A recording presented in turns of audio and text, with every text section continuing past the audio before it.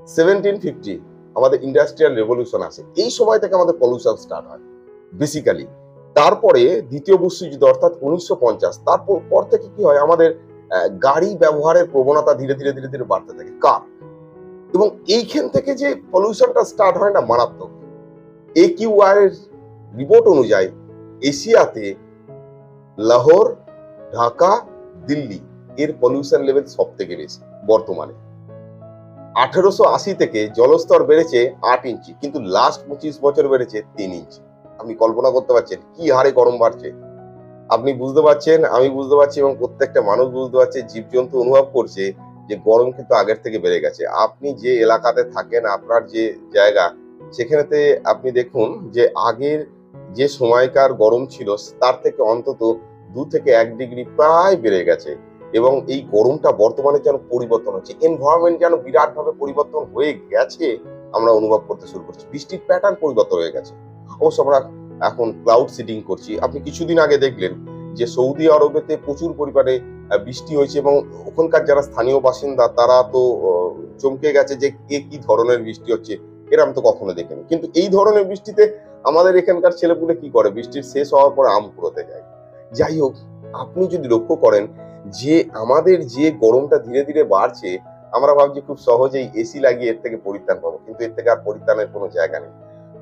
আমরা যে বিপদের মধ্যে ঢুকে গেছি তার থেকে বেরোনোর কোনো উপায় নেই। আমরা অ্যাকচুয়ালি এমন একটা সমস্যার মধ্যে দিয়ে যাচ্ছি, এবং আমাদের ফিউচারেতে এমন একটা সমস্যা আমাদের সামনে আসবে, কেউ জানে না কিভাবে তার মোকাবিলা করবে।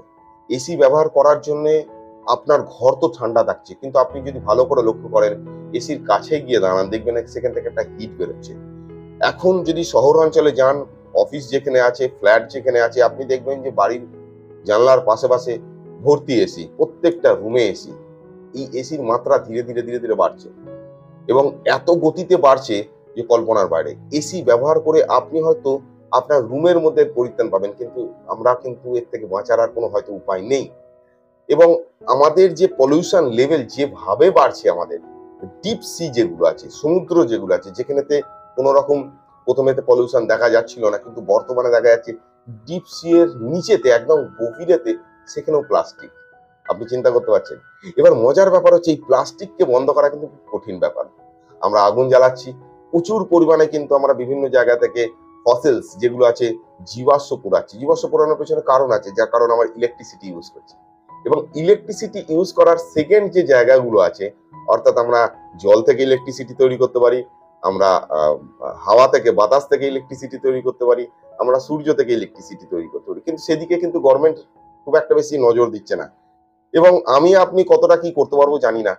কারণ হচ্ছে যে এখানেতে যদি চেঞ্জ করতে হয়, গভর্নমেন্টকে স্ট্রং পলিসি নিয়ে আসতে হবে, এবং স্ট্রং ভাবে এডুকেশন সিস্টেমের মধ্যে ঢোকাতে হবে যে হোয়াট ইজ পলিউশন, এবং নেক্সট ডে কিভাবে আসছে, কি হতে চলেছে। এই বিষয়গুলো যদি না ঢোকানো হয়, তাহলে কখনোই আমাদের যে ভবিষ্যৎ তাকে আমরা সুরক্ষিত করতে পারবো না। আপাতত আপনি ধরে রেখে দিন, আমিও ধরে রেখে দিচ্ছি একটাই জিনিস, যে আমাদের ভবিষ্যৎ কিন্তু মারাত্মক কঠিন পরিস্থিতির সম্মুখীন হতে চলেছে। আপনি লক্ষ্য করেছেন একটা মজার বিষয়, যে যখন আমাদের কারেন্ট চলে যায়, তখন আমরা প্রথমেতে দেখি যে আমাদের আশেপাশে কারোর কাছে, যদি আশেপাশের কারেন্ট থাকে তাহলে আমরা মনে খুব কষ্ট পাই যে আমার বাড়িতেই গেছে, আমাকে আবার ইলেকট্রিক ডিপার্টমেন্টে ফোন করতে হবে, আবার আমাকে পদক্ষেপ নিতে হবে, তারপরে ঠিক হবে, মনে দুঃখ হয়। কিন্তু আশেপাশের যখন কারেন্ট যায়, আমাদের মনে দুঃখ হয় না। অ্যাকচুয়ালি আমরা এই কন্ডিশনে ঠিক চলে এসেছি যে পাশের বাড়ির মানুষটা যেভাবে আছে ঠিক আমিও সেভাবে আছি, ঠিক আছে, ও সার্ভাইভ করছে, আমিও সার্ভাইভ করছি, করতে করতে আমরা একটা ট্র্যাপের মধ্যে পড়ে যাচ্ছি। একটা গল্প প্রায় সবাই জানেন, বয়লিং ফ্রগ।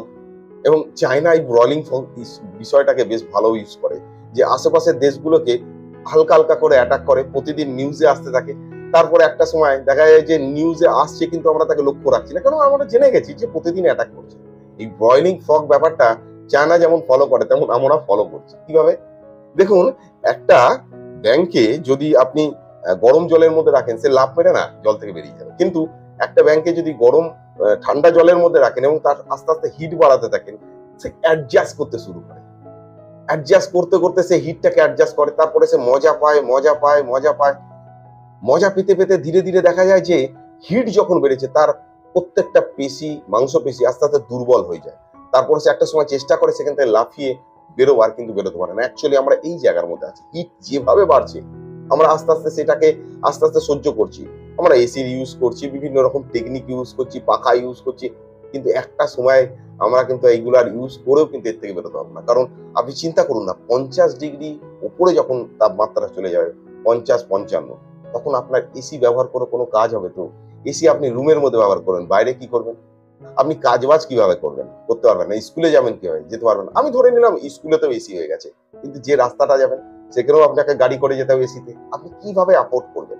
অ্যাফোর্ড করার জন্য আপনাকে পরিশ্রম করা দরকার। পরিশ্রম আপনি কিভাবে করবেন? মুদিখানার দোকান থেকে শুরু করে সব জায়গায় এসি, এটা কি সম্ভব? সম্ভব না। অর্থাৎ আমরা এমন একটা সমস্যার মধ্যে পড়ে গেছি, যে সমস্যা থেকে বেরোনো কিন্তু খুব কঠিন। এবার এই গরমের জন্য আমাদের কিছু প্রবলেম হতে শুরু করছে শরীরে। কি ধরনের প্রবলেম? দেখবেন যে গরম যত বাড়বে তখন তত আমাদের অসুখ বিসুখের পরিমাণ বাড়বে, বিভিন্ন রকম ভাইরাল ফিভার হতে শুরু করবে, এবং এই গরমেতে আমাদের বেশ কিছু কমন সমস্যাও দেখা যায়। যেমন হচ্ছে পেটের গন্ডগোল, ডায়রিয়া হবে, জ্বর আসবে, আমাদের এই সময় পক্স হয়, এবং এই সময়টাতে আমাদের প্রচুর পরিমাণে জল খাওয়ার দরকার। সেখানেতে অবশ্যই যদি কারোর হাই প্রেসারের প্রবলেম না থাকে, সেখানে তো অবশ্যই স্যালাইন ওয়াটার অর্থাৎ ওআরএস অবশ্যই খাওয়ার দরকার। তাহলেই একমাত্র খানিকটা আপনার শরীর সেই গরমটাকে লড়াই করতে পারে, মানে গরমটার সঙ্গে ফাইট দিতে পারে। এই জলবায়ু পরিবর্তনের পেছনে কয়েকটা গ্যাস আছে। একটা হচ্ছে আপনার ওয়াটার ব্যাপার, কার্বন ডাইঅক্সাইড, ক্লোরোফ্লোরোকার্বন, মিথেন এবং নাইট্রোজেন অক্সাইড। এই কটা গ্যাস ধীরে ধীরে বাড়ছে। আমরা মূলত দোষ দিয়ে দিই এই গ্যাসগুলোকে, যে এরা বাড়ছে যার জন্য আমাদের সমস্যা হচ্ছে, আমরা বাড়াচ্ছি অ্যাকচুয়ালি। কিন্তু এরা কি করে অ্যাকচুয়ালি পৃথিবীর টেম্পারেচারটাকে কন্ট্রোল করে?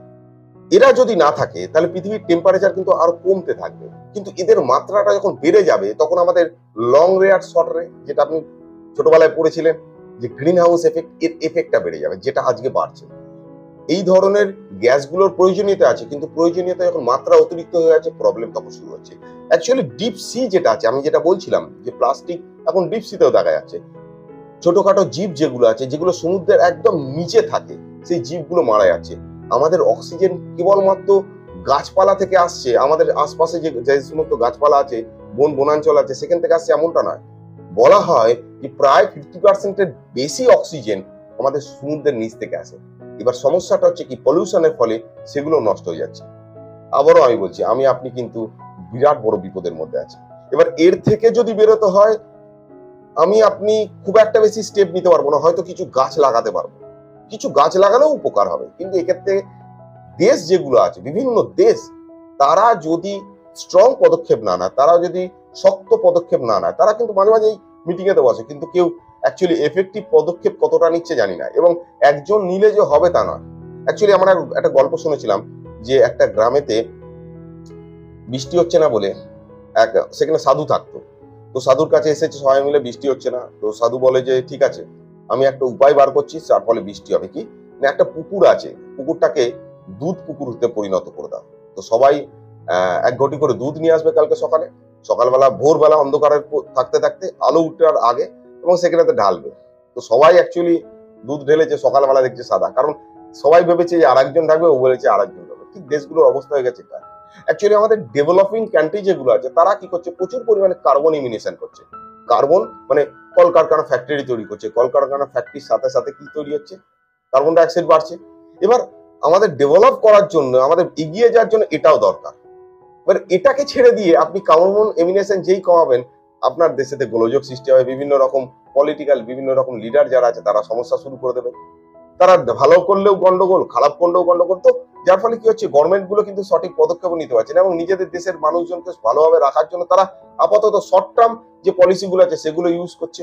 তারা কি করছে, এই কার্বন ইমিনেশনের দিকে একদম নজর দিচ্ছে না, যার এফেক্ট কিন্তু আপনি এবং আমি ভবিষ্যতে অবশ্যই অনুভব করবো, এবং অ্যাকচুয়ালি অনুভব করছি। আপনি যদি লক্ষ্য করেন যে সত্যি তো, বাস্তবে তো, যে যে গরমটা ছিল, যে গরমটা আছে বর্তমানে, তার মধ্যে বিরাট ফারাক হয়ে গেছে।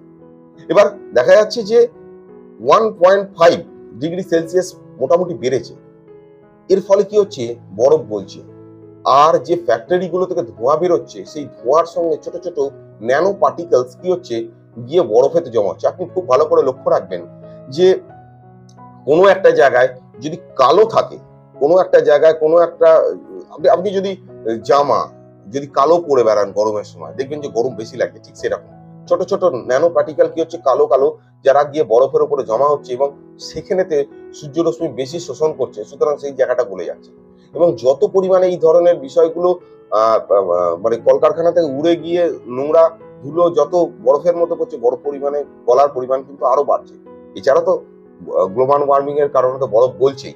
যত পরিমাণে বরফ গলবে তত তার জলের স্তর আস্তে আস্তে বাড়ছে। জলের স্তর যত বাড়বে আমাদের ল্যান্ড গুলো আস্তে আস্তে ডুবে যাবে। একটা সময় আসবে কিন্তু এটাকে কন্ট্রোল করা যাবে না। বহু শহর কিন্তু আপাতত রিস্ক জোনের মধ্যে চলে এসেছে। আপনি দেখুন না, আপনার আশপাশে যেভাবে প্যাটার্নটা ফলো হতো, আগে যেভাবে দেখতেন সেইভাবে আর নেই। আস্তে আস্তে বৃষ্টির ধরন বদলে গেছে। যেখানে যে ধরনের ঝড় হওয়ার কথা ছিল তার পরিবর্তন ঘটছে। আপনার খরার পরিমাণ বেড়ে গেছে। আপনি যদি খুব ভালো করে লক্ষ্য করেন, মাটির নিচের জলস্তর আস্তে আস্তে শেষ হয়ে যাচ্ছে। 0.003% ড্রিঙ্কিং ওয়াটার অ্যাকচুয়ালি আছে, খুবই কম কম মাত্রা। এবং আমরা এত পরিমাণে প্লাস্টিক ইউজ করছি, জল যেটা আছে বৃষ্টির জল মাটির নিচে ঠিক করে প্রবেশ করছে না, প্লাস্টিকের মধ্যে জমে থাকছে, তার মধ্যে মশা হচ্ছে। এবার সে আমাকে কামড়ানো শুরু করছে। আপনি খুব ভালো করে দেখুন, কিছুদিন আগে পর্যন্ত ডেঙ্গুর মতো মারাত্মক সমস্যার মুখোমুখি কিন্তু আমরা হইনি। বর্তমানে যেভাবে আমরা ডেঙ্গুর মুখোমুখি হচ্ছি, এবং ডেঙ্গু একটা এমন সমস্যা না, আপনাকে টেনশনে ফেলে দেবে, যে কোনো সময় প্লেটলেট নেমে যায়। এটা হচ্ছে সব থেকে বড় মুশকিল। আমরা কিন্তু এমন একটা জটিল পরিস্থিতির মধ্যে চলে এসেছি যেখান থেকে বেরোনো কিন্তু খুব মুশকিল। মারাত্মক গরম, বাইরে বেরোতে পারছেন না। এর ভবিষ্যৎ কি হতে পারে? ভবিষ্যতে তো আরো বাড়বে। তখন আপনি কি করবেন? তখন আমি কি করব? এসির মধ্যে বসে থাকবো? আমার মনে হয় ভাবার সময় এসে গেছে প্রত্যেকটা মানুষের।